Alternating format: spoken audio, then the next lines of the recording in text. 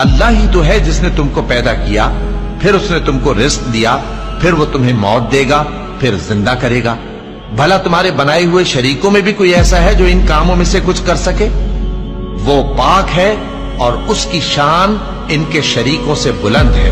خشکی اور تری میں لوگوں کے اعمال کے سبب فساد پھیل گیا ہے، تاکہ اللہ ان کو ان کے بعض اعمال کا مزہ چکھائے۔ عجب نہیں کہ وہ باز آ جائیں۔ کہہ دو کہ ملک میں چلو پھرو اور دیکھو کہ جو لوگ تم سے پہلے تھے ان کا کیسا انجام ہوا ہے۔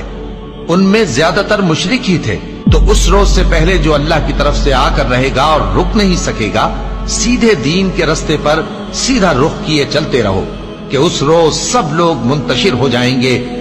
جس شخص نے کفر کیا تو اس کے کفر کا ضرر اسی کو ہے، اور جس نے نیک عمل کیے تو ایسے لوگ اپنے ہی لیے آرامگاہ درست کرتی ہیں، تاکہ جو لوگ ایمان لائے اور نیک عمل کرتے رہے ان کو اللہ